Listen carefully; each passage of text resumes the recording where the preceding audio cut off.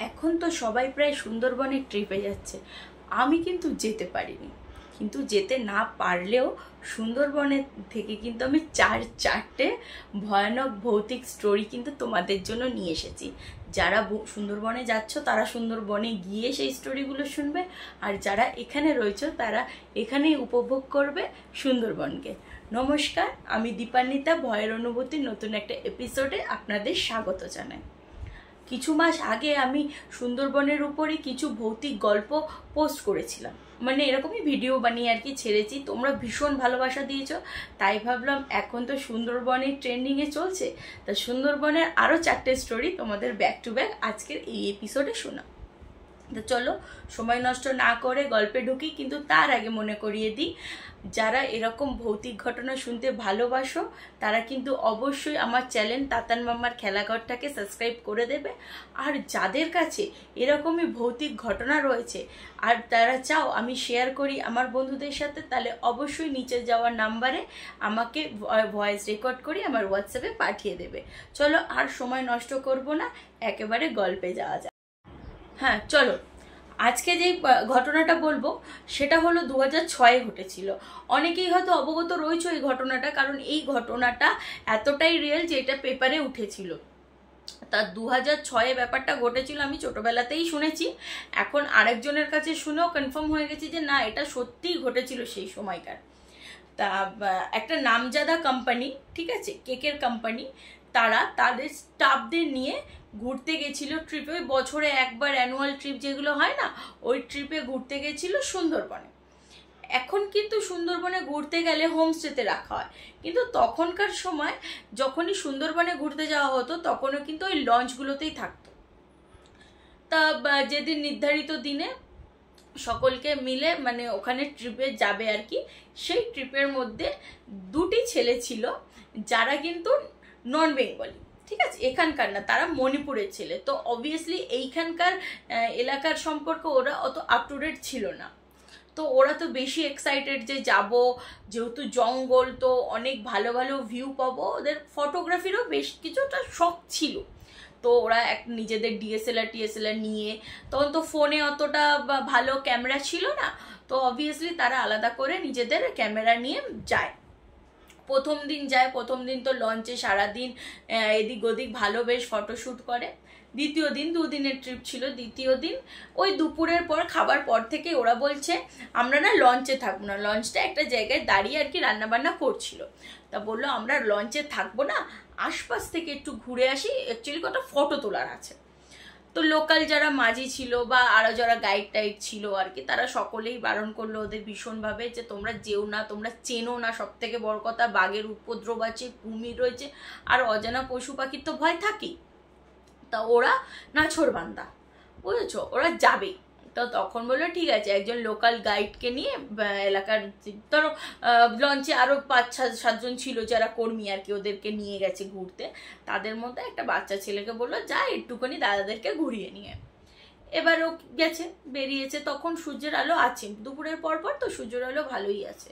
ঘুরছে এদিক ওদিক, খাল কেটে, মানে ধরো নৌকাটার বড় মানে লঞ্চটা আর কি বড় নদীতে রয়েছে, ওখান থেকে একটা ছোট্ট খাল মতো গেছে। ওরা ওই জুতো টুটো খুলে প্যান গুটিয়ে আর কি ওই জলের মধ্যে দিয়ে যাচ্ছে।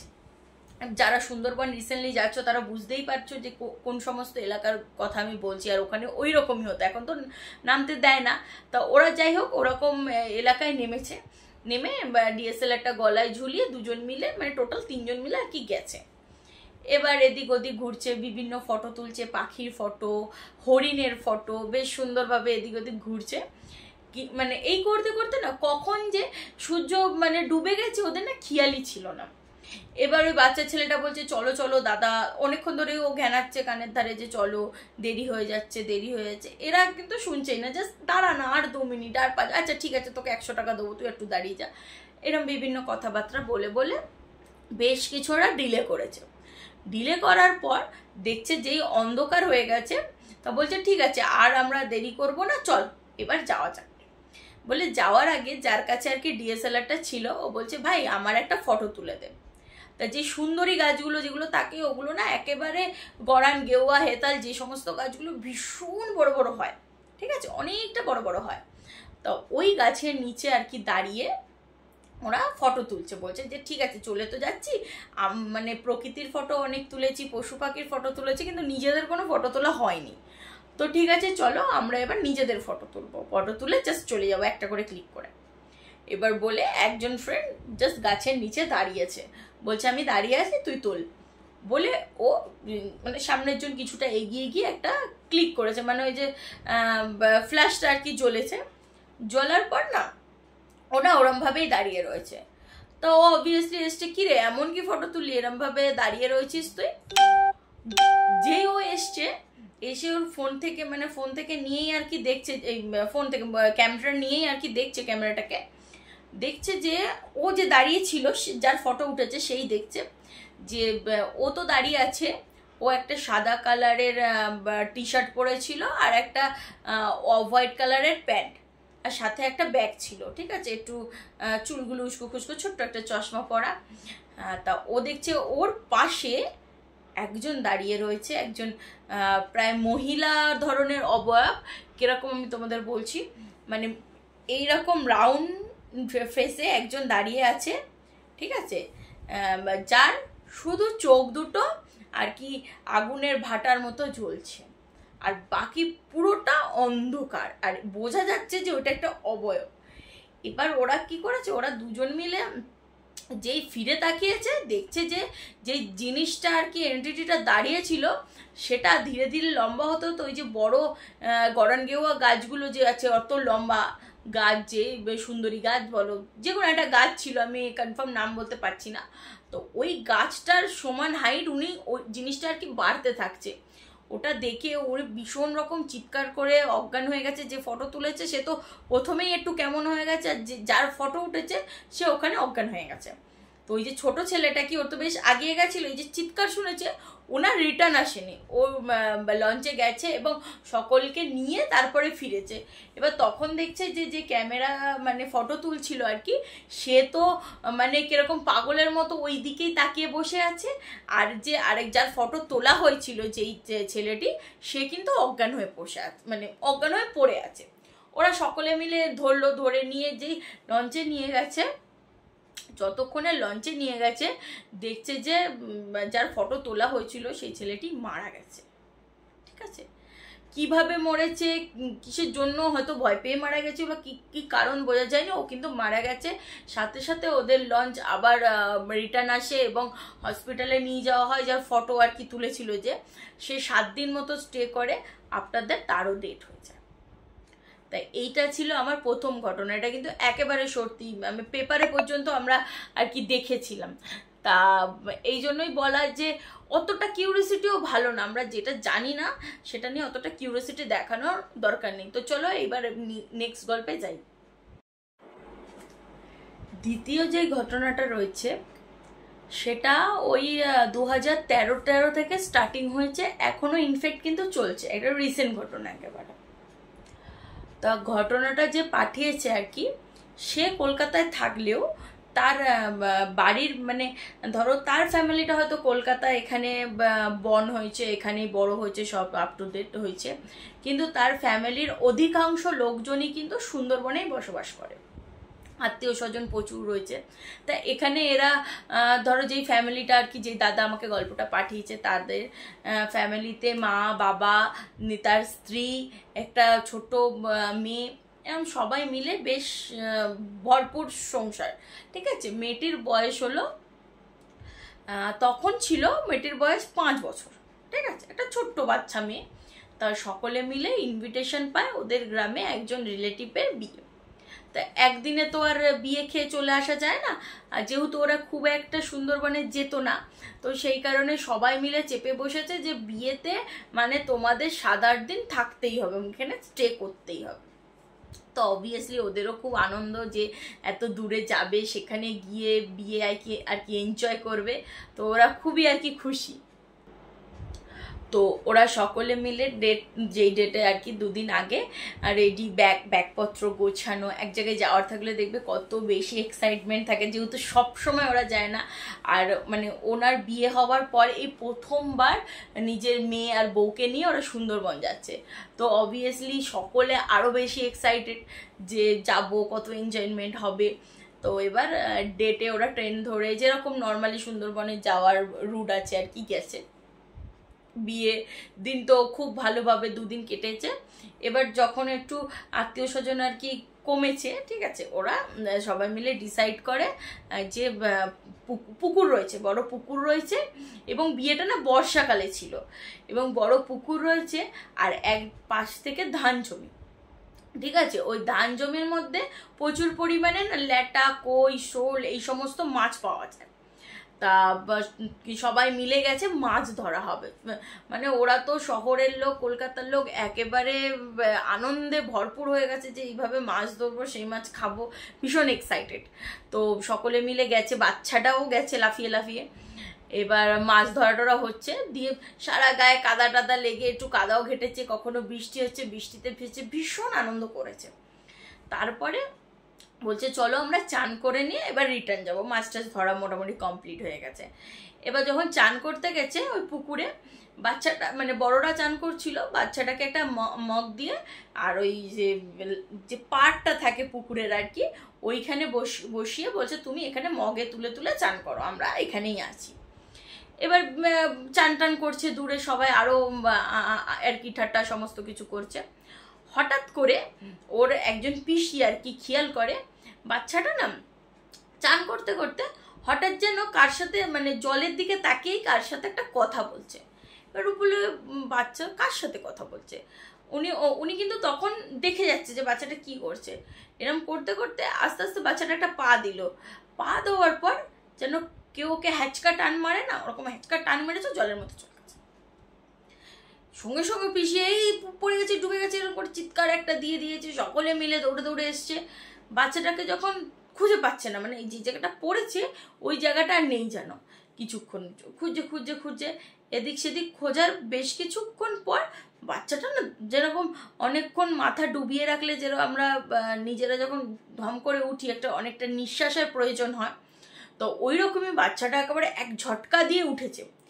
উঠে ও কিন্তু ভয়ে রয়েছে ওর মধ্যে, ঠিক আছে, ভয়ে হাত পা কাঁপছে করছে, কিন্তু তারপরেও ওর মুখে না একটা অদ্ভুত হাসি লেগে রয়েছে। ও ভয় পাচ্ছে কিন্তু স্মাইলও করা থামাচ্ছে না। যাই হোক, ওকে নিয়ে আবার পরবর্তীতে ঘরে নিয়ে যাওয়া হলো। বেশ জ্বর টর এসেছিল, তা ওরা ওখানে 2-1 দিন মতো ছিল, তারপরে বাড়ি চলে আসে। এবার বাড়ি চলে আসার মাসখানেক পর হঠাৎই না মেয়েটার ওই মির্গির দৌড়া যেরকম পড়ে আর কি, ওই রকমই কোনো কারণ ছাড়াই হঠাৎ করে ধরো পড়তে বসেছে। কাঁপতে কাঁপতে কাঁপতে কোথাও হাত পা কেঁপে যাচ্ছে, আর মুখে তখন ওই ভয়ানক একটা হাসি, আর মুখ থেকে গ্যাজা বেরোচ্ছে, চোখ উল্টে যাচ্ছে, ওরকম হতে থাকে। তো বিভিন্ন ডাক্তার ছোট বয়স থেকেই দেখানো হচ্ছে, এদিক সেদিক যে যেখানে বলছে, যে যেখানে যেতে বলছে সেই সমস্ত ডাক্তার দেখানো হয় প্রায় 1 থেকে 2 বছর। তারপরেও যখন সুরাহা হয় না, তারপরেও কিন্তু কোনো রকম সুরাহা হয় না। তো একদিন এইরকমই ঘটনাগুলো যখন দিন চলতে থাকছে, একদিন ওর ঠাম্মি আর কি বাইরে কলে জল আনতে গেছিলেন। তা সেখানে গিয়ে ওনার বয়সী আরেকজন মহিলার সাথে এই ঘরকন্যার বিভিন্ন ধরনের গল্প করতে করতে নাতির প্রসঙ্গটা ওঠে। তো উনি তখন বলে যে এত তো ডাক্তার বদ্যি দেখাচ্ছি, কিছুতেই মেয়েটা ঠিক হচ্ছে না, কি করা যায় বলো তো। তখন উনি পরামর্শ দেয় যে এমন একজন পীর বাবার কথা আর কি বলে যে অমুক জায়গায় তোমরা নিয়ে যেতে পারো, গেলে দেখো যদি ঠিক হয়ে যায়, কারণ এত তো ডাক্তার দেখালে কিছু একটু মানে অন্যরকম পদ্ধতিও অবলম্বন করো, যদি ঠিক হয়ে যায়। বিশ্বাস করো না করো সেটা পরের ব্যাপার, কিন্তু মেন তো বাচ্চাটা ঠিক হওয়া। সে যে উপায়ে ঠিক হোক না কেন, তাহলে দেখে নিতে পারো। তো ঠিক আছে, ওকে ডেট ফিক্স করে দিয়েছে যে উনি এইবারই মানে শুক্রবার করে আর কি করার হতো জিনিসটা, জুম্মাবার যেদিন ওদের থাকতো, তো ওই শুক্রবারে ডেট ফিক্স হয়। এবং ওরা একটা টোটো করে আর কি যাওয়ার উদ্দেশ্যে বেরোয়। কিছুটা রাস্তা যাওয়ার পর টোটোটা উল্টে যায়। এমন বিভৎসভাবে টোটো চালকের লাগে যে সেই টোটো চালকের একটা পা আর কি বাদ হয়ে যায়। এদেরও অল্প কিছু চোট লাগে, অবভিয়াসলি ওরা বাড়ি চলে আসে। তো সেই মুহূর্তে ওইখানে যাওয়া বন্ধ, ঠিক আছে, মানে ওই জায়গাটায় যাওয়ার কথা, মানে এতটা ঝামেলা হয়ে যাওয়ার পর ওদের মাথা থেকে বেরিয়েই গেছে। তারপরে ওর যে ঠাকুমা নিয়ে যাচ্ছিল তারও একটু হাতে পায়ে চোট লেগেছে। তা এই করে করে ও ওই জায়গাটা যাওয়ার কথা ভুলে গেছে। আবারও সেই মাঝে মধ্যেই দৌড়া পড়ছে, মেয়ে ওরকম হয়ে যাচ্ছে, রোগা হয়ে গেছে, মানে যত বড় হচ্ছে স্বাস্থ্য হওয়ার কথা সেখানে একেবারে যাতা অবস্থায় পরিণত হচ্ছে। তা একদিন এইভাবে চলার পর একদিন ওরা স্কুলের সামনে একটা মুচি থাকতো, ঠিক আছে, তা একদিন ওই মুচির সামনেই আর কি দাঁড়িয়ে বিভিন্ন টেনশনের গল্প করছিল যে কি হবে, মা বাবা মানে মেয়েটির মা বাবা আর কি সমস্ত গল্প করাতে উনি শুনতে পায়। তো ওই দাদাভাই নিজেই আসেন এবং এসে বলে যে আচ্ছা তোমার যদি কোনো সমস্যা না থাকে আমি কি জানতে পারি কি হয়েছে। ওই মেয়েটার নাম ছিল তিতলি। তা বলছে তিতলির কি হয়েছে আমি কি জানতে পারি, আমি তো রোজ দেখি স্কুল যেতে, তো আপনারা বিশেষ করে বলতে পারেন। তো ওনাকে সব ঘটনাটা বলা হয় যে এরকম বাচ্চাটার কিছু বছর ধরে এরকম সমস্যাগুলো হচ্ছে, আমরা ডাক্তার দেখিয়েছি কিন্তু সুরাহা কিছু হয়নি। তা ও বলছে ঠিক আছে তিতলি আসলে আমাকে একটু মানে ওকে আর কি ছুঁয়ে দেখতে দেবেন, ঠিক আছে, তাহলে আমরা অনেক কিছু বুঝতে পারি, না ছুঁলে আমরা বুঝতে পারি না। তো তখন বললো, কিন্তু ওরা না মিস করে গেছে যে সুন্দরবনে যে গেছিল ও যে জলে ডুবে গেছিল তারপর থেকে শুরু হয়েছে, এইটা কিন্তু ওরা কোনো জায়গায় গিয়েই বলছে না। এবার তারপরে আর কি তিতলিকে নিয়ে আসলো, নিয়ে এসে ছুঁয়ে বলছে ঠিক আছে ওকে আজকে তো আমি কিছু করতে পারবো না, সামনে যে অমাবস্যাটা আসছে ওই অমাবস্যাটাই নিয়ে আসবেন এবং কালকে আপনারা আসবেন পোশাক আর কি নতুন পোশাক বা ধোয়া মোছা পরিষ্কার গঙ্গা জলে ছিটানো পোশাক পরে আসবেন, যা যা ওর সঙ্গে যা যা হচ্ছে সেইগুলোর আমি মুখে বলবো না, লিখে দেবো। তা ঠিক আছে ওরা বাড়ি চলে গেছে। পরদিন যখন ও গেছে উনি একটা লেটার দিয়েছে আর কি, বাড়িতে এসে ভদ্রলোক পড়ছে, ওর মধ্যে লেখা রয়েছে যে ও কোথাও একটা গেছিল, ঠিক আছে, ছোট আজ থেকে আরো 2-4 বছর আগে কোথাও একটা গেছিল, যেখান থেকে একজন নাকি মানে ধরো ওই যে পুকুরে যে চান করছিল, আমি পুরো ডিটেলসেই বলছি, পুকুরে যখন চান করছিল ওই যে ধান ক্ষেত যেখানে মাছ আর কি ধরাধরি হচ্ছিল ওখান থেকে নাকি কোনো একটা প্রেত শক্তি ওখান থেকে সেই মুহূর্তে যাচ্ছিল, ঠিক আছে। ওর কিন্তু ডাইরেক্ট না ধরলেও ও যেহেতু শিশু ছিল ওর শোলটা খুব পবিত্র থাকে, তো কোনো কারণে ওই শিশুর দিকে মানে তার আর কি হাত পা নাকি ছিল না, শুধু একটা মানে জাস্ট বডিটা কুনি, হাত পা বাদ দিয়ে যেটুকুনি থাকে, ও ওই প্রেত ওই রূপে আর কি যাচ্ছিল এবং এই বাচ্চাটিকে দেখে এবং বাচ্চাটার দিকে শুধুমাত্র দৃষ্টিপাত করে, তার ফলে বাচ্চাটার এইরকম একটা ডিজিজ শুরু হয়ে যায় আর কি, ও যখনই ওর কাছে আসে তখনই ওর এরকম দহড়াগুলো পড়ে। তো এরা সবটা শুনে তখন মনে পড়লো যে হ্যাঁ ঠিকই তো, ওইখান থেকে ঘুরে আসার পর থেকে এইরকম সমস্যাগুলো শুরু হচ্ছে। তা ওই যে অমাবস্যাটার জন্য ওরা কি আর কি ওয়েট করছিল যে তাহলে অমাবস্যা আসলে আমরা ওখানে নিয়ে যাব।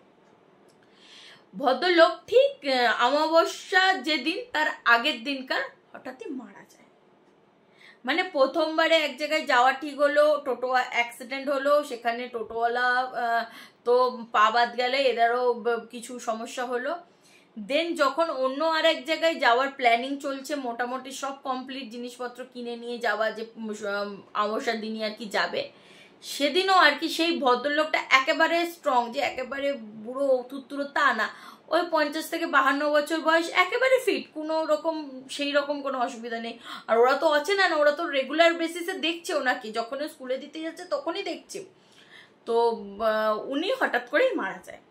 মানে সেখানেও কিন্তু তিতলির কাজটা হলো না, পেন্ডিং রয়ে গেল। আবারও এরকম দিনের পর দিন চলছে, ওরা খোঁজ খবর ঠিকঠাক পাচ্ছে না। এবার দেখো সব থেকে বড় কথা, আমরা স্টোরিগুলো বলতে আসি যখন না খুব ইজিলি বলি এই পীর বাবার কাছে যাও, এই তান্ত্রিকের কাছে যাও, এই গুনুনের কাছে যাও, কিন্তু এর থেকে 80% লোকই কিন্তু হয় ফেক।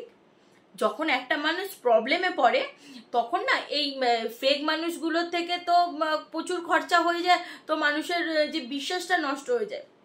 তো একজন সৎ সাধু সঙ্গ পেতে গেলে অনেকটাই কসরত করতে হয়। তো যাই হোক, এইভাবে করে আরো 2-4 বছর কেটে যায়। মেয়েটি যখন 7-এ ওঠে আর কি, সেই সময় আর একজন ঠাকুর বাড়ির খোঁজ পায়। অনেকে শুনেছ হয়তো মনসা বাড়ি টাইপের কিছু হয়, যেখানে মানে মনসা দেবী আর কি না কি ভর করে এবং বিভিন্ন মানুষের প্রবলেম সলভ করে। তো ওই রকমই একটা মনসা বাড়ির ওরা খোঁজ পায়, যেখানে জেনুইনই আর কি এই সমস্ত কাজ হয়।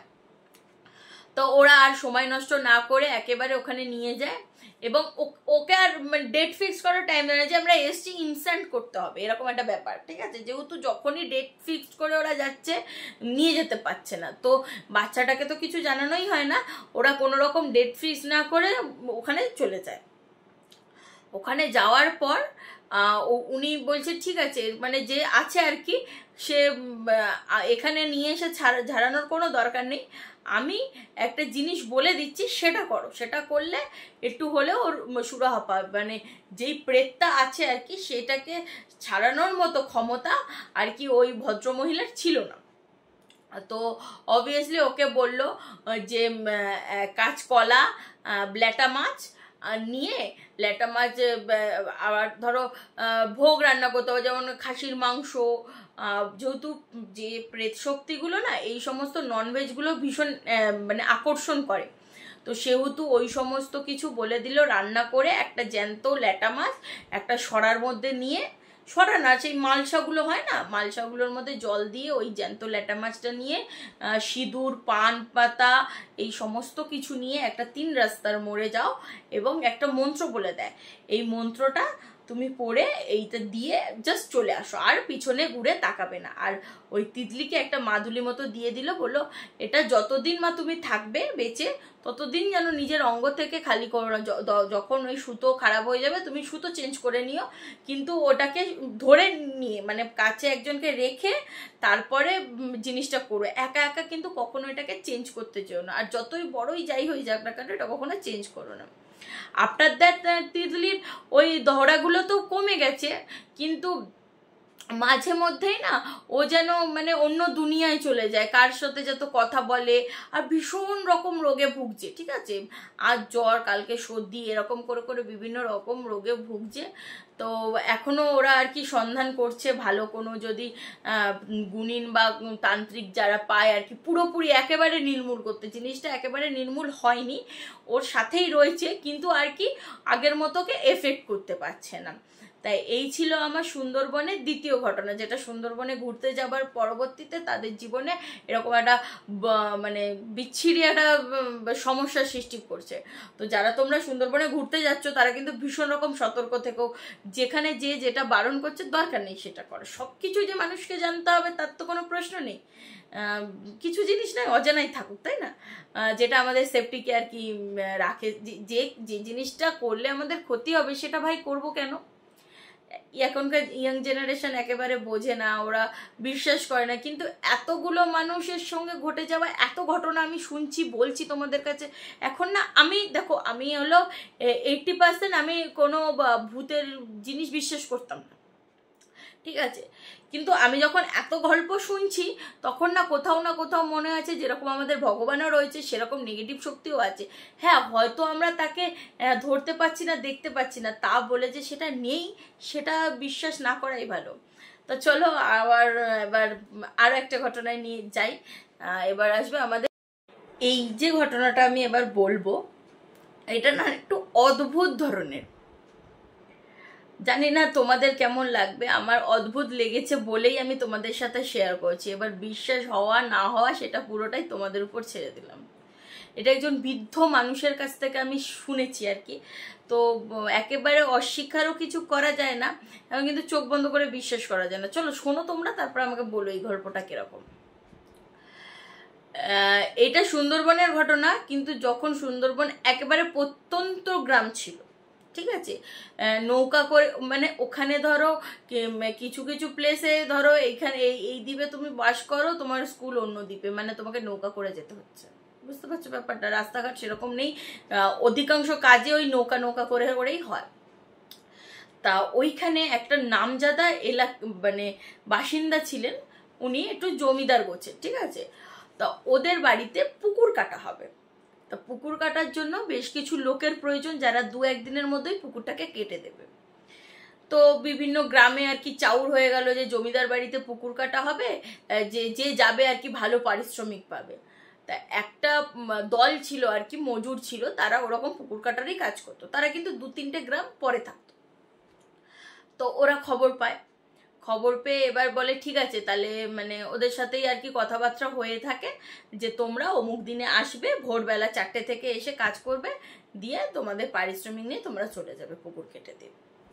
তো এবার ওরা ছিল মোটামুটি 5-7 জন মিলে একটা বড় পুকুর কাটা হবে। তো ওরা যেদিন আর কি বেরোয়, সেদিন ঠিক সন্ধ্যার পর থেকে ভীষণ রকম কালবৈশাখী শুরু হয়। আর সেই বৃষ্টি চড়ে মানে নদীর জল যেন এমাথা ওমাথা হচ্ছে, উঠে যাচ্ছে অনেক উপরে উপরে। তো সেই সময় তো নৌকা করে অন্য দ্বীপে যাওয়া সম্ভব না। এবার ওরা অপেক্ষা করছে, এবার জমিদার বাড়িতে কথা দিয়েছে, কথার খেলাপও করা যাবে না, তাই এই জন্য ওরা অপেক্ষা করে।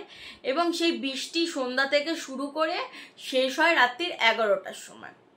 এইবার মাঝি ভাইকে ওরা চেপে ধরেছে যে মানে দয়া করে আমাদের ছেড়ে দিয়ে আসেন, যে জমিদারের কথা যদি ক্লাবে আমরা যাই হয়তো আমাদের শাস্তি ঘোষণা করবে, বেশি টাকা দেবো এই বলে। যাই হোক, ওনাকে নিয়ে মানে মাঝি ভাইকে নিয়ে আর কি ওরা পাড়ি দেয়। যতক্ষণে ওরা ওখানে গিয়ে পৌঁছায় তখন রাত 12টা।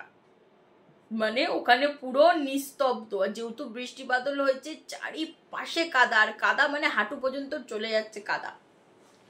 তো মাঝি ভাই তখন বলে তোমরা এক কাজ করো, মানে নৌকা যেখানে রাখতো তারা আড্ডা দেওয়ার জন্য বা এই বৃষ্টি বাদল থেকে বাঁচার জন্য খড়ের ছাউনি দেওয়া একটা বসার জায়গা ছিল।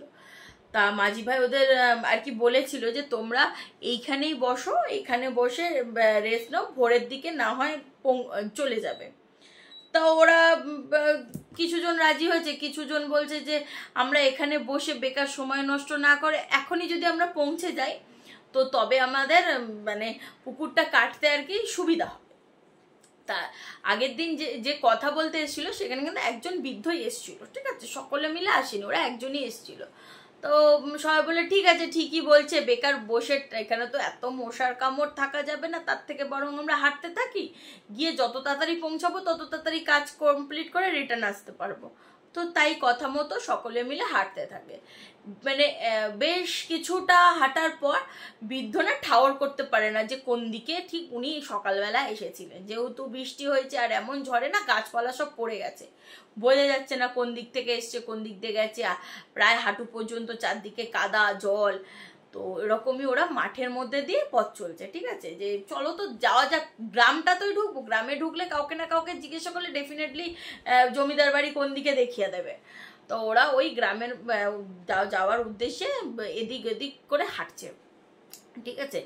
বেশ কিছুটা হাঁটার পর ওরা একটা বড় বিস্তারিত এলাকা পেয়েছে যেখানে ধান চাষ হতো বা ধান কাটা হয়ে গেছে, আলগুলো রয়েছে, আলের উপর দিয়ে ওরা যাচ্ছে যাচ্ছে হঠাৎ দেখতে পায় যে একজন সাদা রঙের পোশাক পরে মুসলিম, ঠিক আছে, মাথায় ওই মুসলমানদের যেই টুপিটা হয় কি টুপি পরেছে, সাদা রঙের লুঙ্গি, সাদা রঙের ফতুয়া পরে একজন আসছে।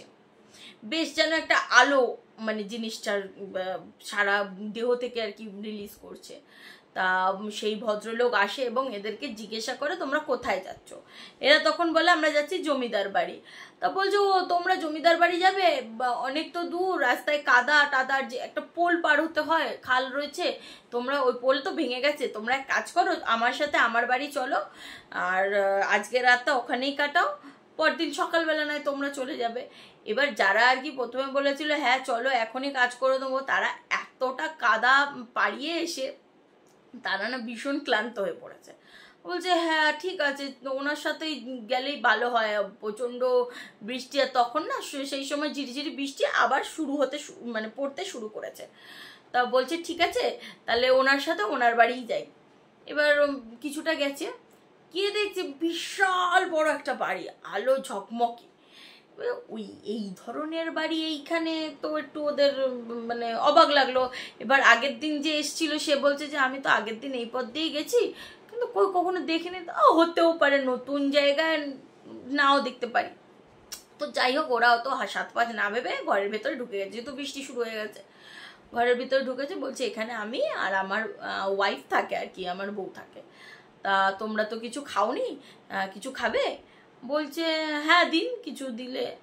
কিছুক্ষণ পর, মিনিট খানেক পর, প্রায় 15 থেকে 16 রকমের আইটেম দিয়ে ভাত, লুচি সমস্ত নিয়ে, মাংস, মাছ, মিঠাই, মানে রাজকীয় খাবার বলে না যেগুলোকে, একবারে ভরপুর প্লেট সাজানো, অত খাবার ওই 7-8 জনের জন্য নিয়ে আসে। এবার ওরা একটু না অবাক হয় যে এত তাড়াতাড়ি এত কিছু খাবার কি করে সম্ভব, কিন্তু খিদে এত পেয়েছে, তারপরে চোখের সামনে এত ভালো মন্দ খাবার। দেখো ওরা মুঠে মজুর, তো ওদের তো খুব একটা বেশি ভালো মন্দ বাড়িতে খাবার সবসময় অ্যাভেলেবেল হয় না। তো ওরা ওই খাবার দেখে অত কিছু চিন্তা করেনি যে কেন, কিভাবে, এত তাড়াতাড়ি এলো কি করে। ওরা খাবার দেখে খাবারের উপরেই মানে আর কি ঝাঁপিয়ে পড়েছে। তো পেট শান্তি করে, মন শান্তি করে খাওয়ার পর ওদের একটা ওরা খেয়ে দেয় নেয়, এবং তারপরে হঠাৎ করে না ওরা একটা গোঙানির শব্দ পায়। ঠিক আছে, ওর মধ্যে দিয়ে একজন উঠে দরজাটা ফাঁক করে দেখে ওখানে না কোনো মানুষ নেই, দুটো কঙ্কাল। হ্যাঁ, দুটো কঙ্কালই, মানে ওরা নড়ছে, তো ওদের ওই হাড্ডিতে হাড্ডিতে ঘষা লাগছে বলে একটা খটখট খটখট খটখট করে আওয়াজ হচ্ছে দুটো কঙ্কালে। ও দেখে ওদেরকে যা হোক করে বলে এখান থেকে বেরো, এখানে থাকলে বাঁচবো না। ওরা তাড়াহুড়ো করে বেরোয়, ঠিক আছে, যত দূর চোখ যায় দৌড়াতে থাকে, এবং সেই মুহূর্তে পেছন থেকে আওয়াজ আসে, এই দাঁড়া দাঁড়া, তোরা যাচ্ছিস কোথায়, দাঁড়া দাঁড়া, এরকম করে একটা চিৎকার আসে। ওরা সামনে একটা মসজিদ দেখতে পায়। ঠিক আছে, একটা মসজিদ দেখতে পায়, এবং সেই সময় মসজিদে আজান হয়। ওরা যেহেতু অনেকক্ষণ হেঁটেছে, এখানে খাওয়া দাওয়া করেছে, প্রায় ওই 3টে, 3:30 নাগাদ হয়তো মসজিদে আজান করে। তো ওই আওয়াজে ওরা যেখান দিয়ে আওয়াজ আসছিল ওরা সেই রুটেই দৌড়ায়, এবং মসজিদের কিছুটা আগে গিয়ে ওরা সকলেই প্রায় অজ্ঞান হয়ে পড়ে যায়। তো পরবর্তীতে যখন ওদের জ্ঞান আসে আর কি, রোদের আলোয়, তার কিছুক্ষণ পরে তো সূর্য উঠে গেছে, আলোয় যখন ঘুম ভাঙে তখন দেখছে তার ওরা কাদা টাদা মেখে 7-8 জন ওরকম পড়ে রয়েছে। তো অবভিয়াসলি তখন দৌড়িয়ে গেল, গিয়ে মসজিদেই উঠলো। ওখানে ওরা জল টল খাওয়ার পর এবার সমস্ত কথা আর কি মসজিদের ওখানে যে হেড ছিল তাকে আর কি বলছে, যে ওখানে এরকম বাড়ি দেখেছি, এই সমস্ত কিছু দেখেছি। এই কথাবার্তাগুলো হতে হতে ওদের মধ্যে একজন মেম্বারের ভীষণ রকম পেটে কামড় আসে, ভীষণ পেট কামড়াচ্ছে।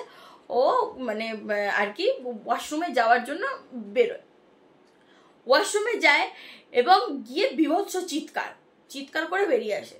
কি না, ও পটি যখন করছে, আমাদের যে নর্মাল পটি, ওর নর্মাল পটি বেরোচ্ছে না, বদলে কি বেরোচ্ছে না, কাদামাটি। ওরা তো তখন ভীষণ অবাক, কাদামাটি কি করে বেরোনো সম্ভব পেট থেকে। তো তখন মসজিদের যেই হেড আর কি ছিল, তিনি বলল ওখানে একজন জিনের আর কি বাস, ওরা এরকমই লোককে ভুলিয়ে ডেকে নিয়ে যায়, এবং ওখানে ওদেরকে বিভিন্ন ধরনের খাবার দেয়। সেই খাবারগুলি অরিজিনাল খাবার হয় না, হয় এইরকম কাদা মাটি জাতীয় জিনিস। পরবর্তীতে যখন পেটে ব্যথা হয় ওরা একজন করে বাইরে নিয়ে আসে এবং তার ঘাড় মোটকে আর কি রক্ত খায়। তো এই ছিল আমার দ্বিতীয় ঘটনা, ওদের কারোর কিছু হয়নি। এই তৃতীয় ছিল ঘটনা একটু অন্যরকম, সেই আগেকার দিনে ঠাকুমা দাদুর কাছে শোনা গল্পের মতো।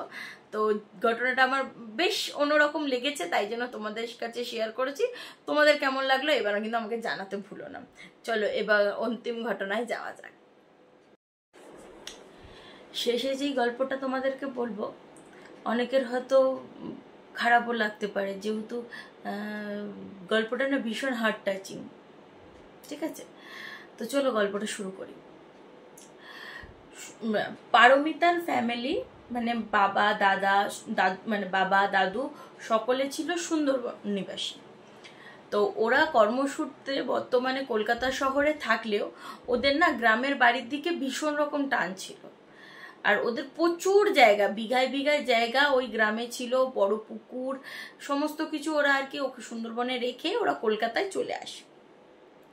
তো চলে আসার কারণে ওর ঠাম্মি যখন অনেক অসুস্থ হয়ে পড়ে, মৃত্যু শয্যায়, তো ওর বাবার কাছে একটা রিকোয়েস্ট করেছিল যে তোদের গিয়ে ওখানে থাকতে হবে না, কিন্তু তোরা একটা বসত বাড়ি তৈরি কর, যেখানে মাঝে মধ্যে ছুটি কাটানোর জন্য বা কোথা থেকে তোরা এসেছিস সেটা মনে করে রাখার জন্য তোরা ওই বাড়িতে যা। পারমিতার বাবার কাছে ভীষণ রকম রিকোয়েস্ট বা বায়না করতে শুরু করে ওর ঠাম্মি। তো অবভিয়াসলি মায়ের মৃত্যু শয্যায় ছেলে কথা দিতে বাধ্য। তো আর কি পারমিতার বাবা ছিলেন একজন ভীষণ নামজাদা অফিসার, ঠিক আছে, যথেষ্ট নাম এলাকায়, এরকম একজন ভদ্রলোক। তো ওনারই কাছে একজন কাজ করতো। তা ওই লোকটিকে বা ছেলেটিকে আর কি দায়িত্ব দেওয়া হয় ওই বাড়িটা, ওখানে একটা বড় বাড়ি নির্মাণ করার জন্য, মানে বাংলো বাড়ি যেখানে গিয়ে ছুটির সময় কাটানো যায় এরকম। তা ও সমস্তটার দায়িত্ব নিয়ে সুন্দরবনে ওদের যেখানে বাড়ি ছিল, বাস্তু ভিটে ছিল, সেগুলো সমস্ত ভেঙে নদীর পাশেই খুব সুন্দর দোতলা বাড়ি নির্মাণ করে, একেবারে ঝাঁচকচকে বাড়ি, ঠিক আছে, তৈরি করে, যে বছরে একবার কি দুবার ওরা ওখানে ঘুরতে যাবে। যথারীতি পারমিতা ঠাম্মি আর কি বেশি দিন বাঁচেন না, মারা যান। তো তারপরে যেহেতু কেউ মারা যাওয়ার পর আমাদের কোথাও থেকে একটু হাওয়া পরিবর্তন করে আসতে হয়, তো ওরা তখন ডিসাইড করলো ঠাম্মির ইচ্ছা আমরা পূরণ করব, আমরা সুন্দরবনে যাব ওই বাড়িতে কিছুদিন কাটাতে। তো সকলে মিলে বেশ সুন্দরবনে যাওয়ার প্ল্যানিং করলো। তা ওখানে গিয়ে পারমিতা ধরো রয়েছে 2-3 দিন, কোনো অসুবিধা নেই। এবার সন্ধ্যাবেলা করেও যখনই ব্যালকনিতে বসে কফি খেত, ওর স্টোরি বুকগুলো পড়তো, ও সেই সময় না দেখতে পেত যে একটা মেয়ে, এই বছর 8-10 বয়স, গায়ের রং ভীষণ চাপা, বড় বড় ডাগর ডাগর চোখ, একটা ছোট্ট ফ্রক পরে, চুল দুটো দুদিকে বেঁধে, কলা বিলুনি করে আর কি ও দাঁড়িয়ে থাকতো গেটটা ধরে, গেটের যে গ্রিলগুলো ছিল গ্রিলগুলো ধরে দাঁড়িয়ে দাঁড়িয়ে দেখতো ভেতরটা। ও প্রথম দিন দেখেছে, দ্বিতীয় দিন দেখেছে, তারপরে ভাবলো হয়তো চোর টোর চুরি টুরিও করতে পারে, যেহেতু অনেক দামি দামি জিনিস দিয়ে ওদের বাড়ি সাজানো, ওদের বাগান সাজানো। তো ও ওই দিন দেখে আর কি নিচে নেমে আসে, এবং নেমে আসাতে ওকে জিজ্ঞাসাবাদ করে যে মানে তুমি এখানে, তোমার নাম কি, সবার প্রথমে নাম কি জিজ্ঞাসা করে। ওর নাম বলে, ওর নাম হলো বুলবুলি, ঠিক আছে, বলে আমার নাম বুলবুলি, আমি এখানে মায়ের সাথে থাকি। তো বলছে তুই এখানে কি করতে আসো, বলছে তোমাদের এই বাড়িটা আমার ভীষণ ভালো লাগে, এত সুন্দর বাড়ি আমি জীবনে কখনো দেখিনি, তাই এই বাড়িটা কাজ, আমি 2 বাড়িতে কাজও করি, লোকের বাড়িতে বাসন মাজার কাজ করি, তো ওই কাজ করে বাড়ি ফেরার সময় আমি আর কি এই বাড়িটাকে দেখতে আসি। তো ওর একটু খারাপ লাগলো যে এইটুকুনি বয়সী একটা মেয়ে লোকের বাড়িতে কাজ করে, তো সবার জীবনে একই রকম না বলে ও একটু ইমোশনাল হয়ে গেল। তারপর আবার ভাবলো এরকম অনেক সময় কি চোর ডাকাতেরও স্পাইরা এরকম ঘোরাফেরা করে আর কি। তো ঠিক আছে, দোনো মনো ভাবে ও মেয়েটাকে আর কিছু বললো না। পরদিন মেয়েটি আবার আসে, ঠিক আছে, এবার আসে, এবার ও আবারও বলছে যে তুমি আবার এসেছো। এবার 2-3 দিন আস্তে আস্তে না মেয়েটির সাথে বেশ আর কি পারমিতার ভাব হয়ে যায়। তো একদিন মুষলধারে বৃষ্টি হচ্ছে, আর সেই সময় পারুল এসেছে। ও ছাতা নিয়ে গেছে পারুলের কাছে, গিয়ে বলছে আচ্ছা তুমি বৃষ্টির মধ্যেও ভিজে ভিজে এই বাড়ি দেখতে এসেছো, বলছে তোমাকে না একটা কথা বলার আছে। বুলবুলি আর কি পারমিতাকে বলছে। তা বলছে কি কথা, বলছে এই বাড়িতে না একটা ছোট্ট 2 বছরের বাচ্চা ছেলে থাকে, ওকে না তোমরা কিছু বলো না, ওখানে থাক। বলে 2 বছরের বাচ্চা ছেলে কোথা থেকে থাকবে, আমাদের বাড়িতে তো কেউ ছোট ওরকম কেউ নেই, সবাই তো বড় হয়ে গেছে, আর এছাড়াও আমরা ছাড়া তো আর কেউ থাকে না, শুধু দারোয়ান কাকু থাকে, দারোয়ান কাকু তো বুড়ো। বলছে না না দারোয়ান কাকু না, একটা বাচ্চা আছে, তুমি দেখো, তুমি ওকে কিন্তু তাড়িয়ে দিও। বলে ও যেরকম যেইটুকুনি 10-15 মিনিট থাকে ওরকম থেকে আর কি বুলবুলি চলে গেছে। এবার রাত্রেবেলা পারুল রুমের মধ্যে ঘুমোচ্ছে, পারমিতা ঘুমোচ্ছে, হঠাৎই বাথরুম থেকে জল পড়ার শব্দ হচ্ছে, ভীষণ রকম জল পড়ার শব্দ হচ্ছে, বালতি ফেলে দেওয়ার, বালতিতে আবার জল ভরার এরকম শব্দ হচ্ছে। তো ও তখন দৌড়ে দৌড়ে আর কি গেছে বাথরুমে কে এসছে কে ঢুকেছে, দেখছে না না কোনো কল খোলা আছে, না কোনো বালতিতে জল ভরা আছে। ওর একটু অবাক লাগলো, দিয়ে ও দাঁড়িয়ে রয়েছে, তখনই না কোনো একটা বাচ্চার খিলখিল খিলখিল করে আওয়াজ শুনতে পাচ্ছে, ঠিক আছে, আওয়াজ শুনতে পেয়ে উনি একটু ভয় পেয়ে গেছে। ও মামা ড্যাডির কাছে গেছে যে এরকম এরকম হচ্ছে, চলো তোমরা দেখতে চলো। এবার ওরা সকলে মিলে যখন আর কি ব্যালকনিতে এসছে, ওর রুমে তো দেখতে পাইনি কিছু, ব্যালকনিতে এসছে, তখন না ভীষণ রকম বৃষ্টি পড়ছে। এবং ওই বৃষ্টির মধ্যে ওরা তিনজনেই দেখতে পাচ্ছে যে ওদের যে সুইমিং পুল টাইপের পুকুর ছিল আর কি, ওই পুকুরের মধ্যে একটা 2-2.5 বছরের বাচ্চা, যে টলমলো পায়ে ছোট্ট বাচ্চা, যে জামা কাপড় কিছু পরা নেই, একটা ছোট্ট ছেলে আর কি, দৌড়িয়ে দৌড়িয়ে পুকুরের দিকে যাচ্ছে। এবার ওর বাবা তো ওখান থেকে দারোয়ানকে ডাকছে জোরে চিৎকার করে, ডেকে ওরা নিচে আসার চেষ্টা করছে। যতক্ষণে নিচে এসছে ঝুপ করে একটা আওয়াজ, মানে বাচ্চাটা জলের মধ্যে পড়েছে। এবার ওর বাবা কি করেছে, দারোয়ান আসার জন্য অপেক্ষা করেনি, পারমিতার বাবা নিজেই লাফ কেটেছে বাচ্চাটাকে বাঁচানোর উদ্দেশ্যে।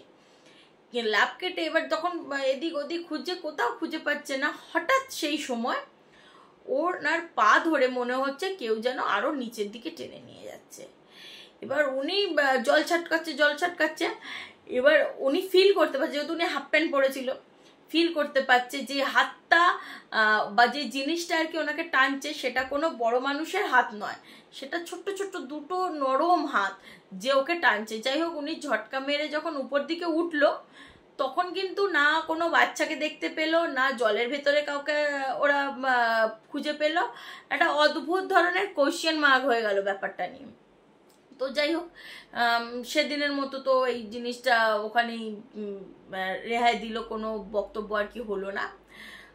পরবর্তী দিন সকালবেলা ওনার বাবা আর কি, পারমিতার বাবা, সকলে মিলে আর যায় একটা, ওদের ওখানে একটা রাধাকৃষ্ণ মন্দির ছিল, ওখানে পুরোহিতটা না ভীষণ পুরনো আর খুব ভালো। তা ওকে গিয়ে সবটা জানায় যে এরকম এরকম 2 দিন মানে আমাদের সঙ্গে এক্সপিরিয়েন্স হয়েছে। তা বলে যে তুমি কি করে জানলে এখানে কে আছে না আছে এই সমস্ত কিছু।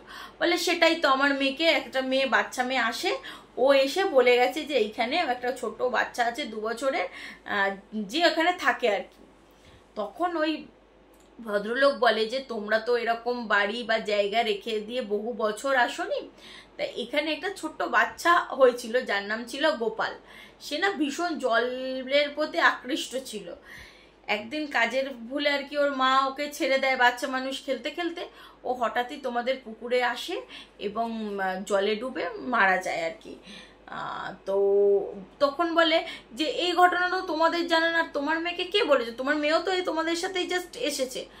ও তখন বলছে আমি এরকম রোজ ব্যালকনিতে দাঁড়িয়ে থাকি, বুলবুলি বলে একটা মেয়ে আসে, ও আমায় সবটা জানিয়েছে। বলছে বুলবুলি, সে কে?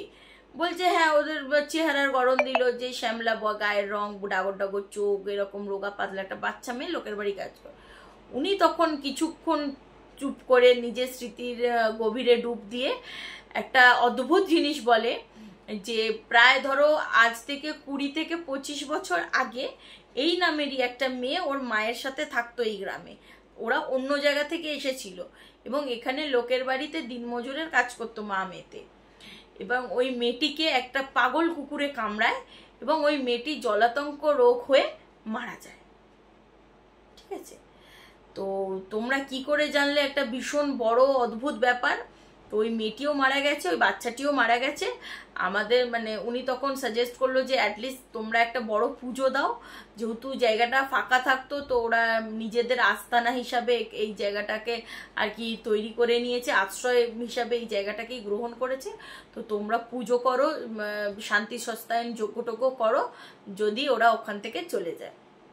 তা আপাতত ওগুলো সমস্তটাই করা হয়েছে এবং পারমিতাও এখন ম্যারিড, ওরাও 2-1 বার গেছে। তো তারপরে আর কি কোনো সমস্যা হয়নি। এই ছিল আমার শেষ ঘটনাগুলো কেমন লাগলো, কোনটা বেশি ভালো লাগলো আমাকে কিন্তু জানাতে ভুলো না।